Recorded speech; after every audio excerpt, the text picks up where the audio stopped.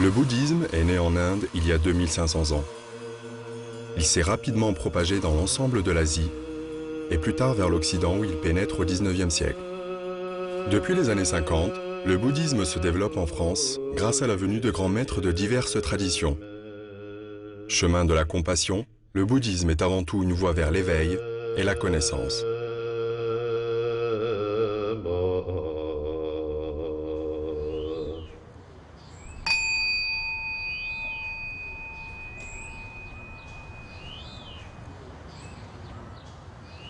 Aujourd'hui, en Europe, en Amérique, au Sud-Asie, etc., maintenant dans le monde entier, qui sont propagés l'enseignement de Bouddha, où il y a aujourd'hui, même dans Paris aujourd'hui, dans le cœur de Voie de Vincennes, il y a un temple bouddhiste tibétain.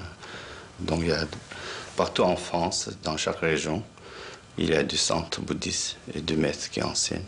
Mais le lama, c'est simplement pour quelqu'un qui pense tous les êtres qui souffrent, qu'il a envie de libérer tous ces êtres.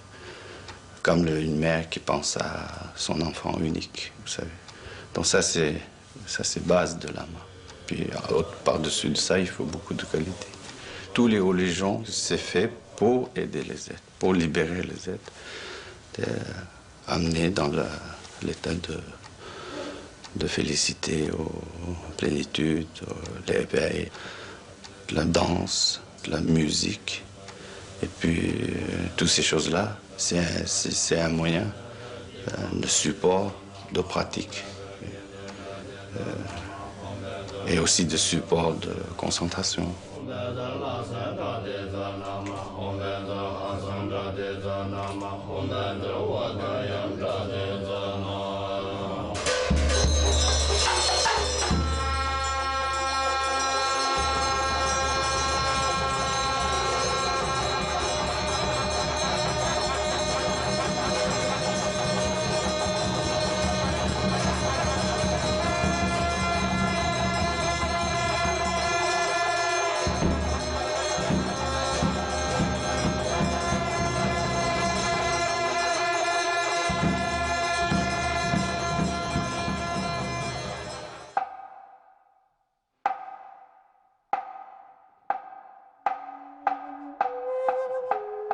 La pratique du bouddhisme zen, c'est essentiellement ce qu'on appelle zazen.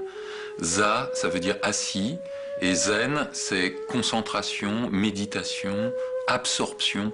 On est au pied du mur, au vrai sens du terme, on est face au mur, seul. On expérimente une solitude totale.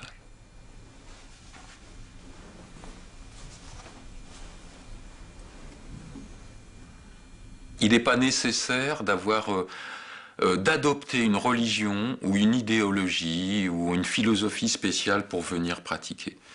Si vous êtes chrétien, musulman ou orthodoxe, juif, vous pouvez venir pratiquer zazen. Vous avez des endroits où on a un bouddhisme, on va dire culturel, religieux, un bouddhisme qui joue le même rôle que le catholicisme un peu chez nous, mais on va dire une religion de tous les jours, une religion où on va, le Bouddha est presque un dieu, on va lui demander des choses, on va lui faire des dons, et ça c'est respectable aussi, il y a beaucoup de gens qui ont besoin de ça. Puis vous avez une pratique qui va, je dirais, beaucoup plus vers l'essence, vers l'essentiel. Et ça, c'est la méditation.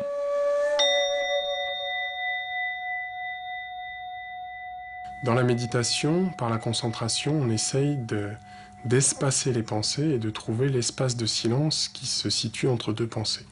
On s'aperçoit petit à petit qu'en fait, les pensées ne sont pas du tout liées les unes aux autres. Et en se concentrant suffisamment, on arrive à retrouver un calme intérieur, un silence qui nous permet de nous harmoniser avec quelque chose de plus grand que la pensée rationnelle. Le chant a une part de méditation, parce qu'il faut se concentrer sur les paroles des sutras.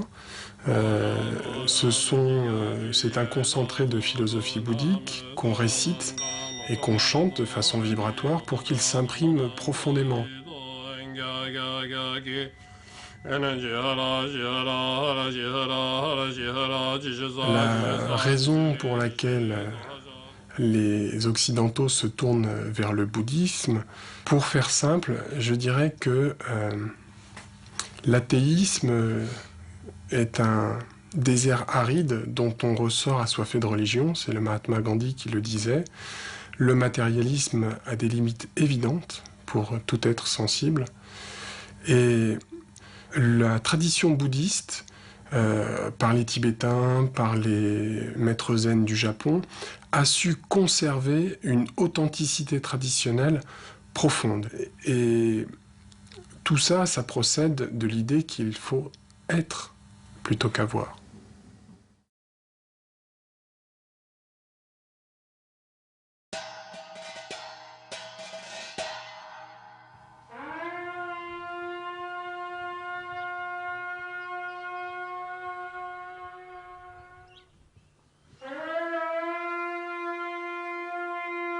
En Normandie, près de Lisieux, le centre Vajradharaling offre aux pratiquants du bouddhisme tibétain un lieu d'étude, de méditation et d'enseignement.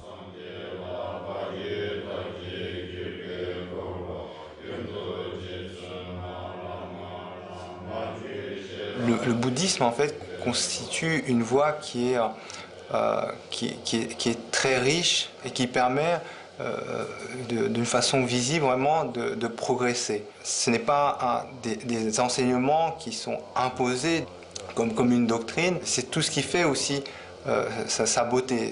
C'est parce que justement les choses ne sont pas dites de façon doctrinale absolue, mais elles sont toujours invitées et présentées avec un langage qui est très proche des gens. L'autre aspect également est que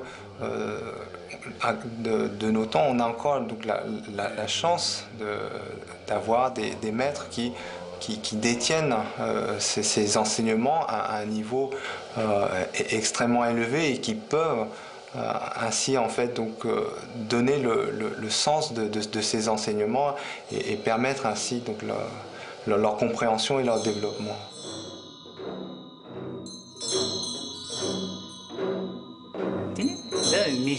Qu'est-ce que la Renaissance? Prenons une image. 3 personnes étudient avec un même maître. La première va comprendre l'enseignement avec difficulté, la seconde moyennement, et la troisième va immédiatement en saisir l'intégralité. Pourquoi? Parce que le troisième étudiant s'est entraîné à cet enseignement dans des vies passées. La notion de vacuité est essentielle dans le bouddhisme. Qu'est-ce que la vacuité? Dès que nous pensons qu'un objet ou qu'une personne sont réels, notre esprit génère envers eux des émotions perturbatrices, comme la colère, la haine, le désir ou la jalousie. Ces émotions sont source de souffrance. C'est pour se libérer de cette croyance en la réalité, qui plonge notre esprit dans la confusion, la douleur et l'ignorance, que l'on enseigne la non-réalité des choses. C'est cela, la vacuité.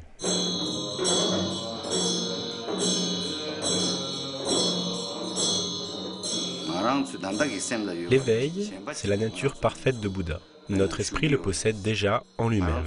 Il n'a pas été introduit en nous par quelqu'un d'autre. Il n'existe pas hors de nous. Une fois qu'on a enlevé tous les voiles qui le dissimulent, toutes les émotions négatives qui l'obscurcissent, alors il est révélé et peut se manifester. Si l'éveil n'était pas en nous, on ne pourrait pas l'atteindre. Personne n'a créé ce que nous sommes. Il n'y a pas eu d'intervention extérieure. L'état parfait de Bouddha existe naturellement en tous les êtres. C'est l'ignorance de cela qui génère la confusion, l'erreur et la souffrance. Il n'y a aucune différence fondamentale entre un être éveillé et un être ordinaire. On peut dire que l'être éveillé a réalisé et a développé toutes les qualités de son état parfait de Bouddha.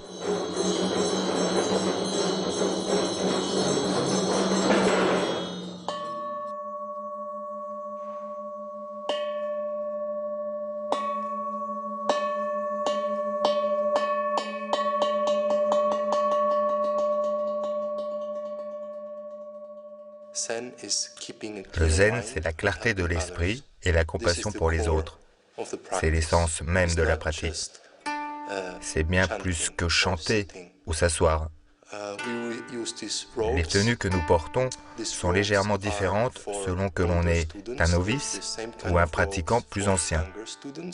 Cette différence permet à ceux qui sont encore peu expérimentés de savoir à quelle personne ils peuvent s'adresser, sans même connaître son nom, s'ils ont des questions particulières concernant la pratique. La tenue permet donc de reconnaître immédiatement celui ou celle qui peut vous aider. Pendant la pratique, l'idée essentielle est que la seule chose que nous possédons est le moment présent.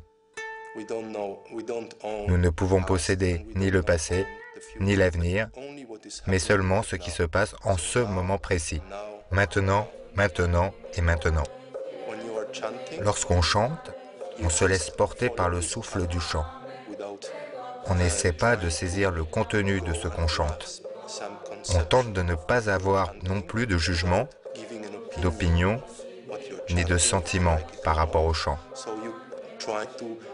On essaye de se détacher de ses pensées, de chanter, et c'est tout.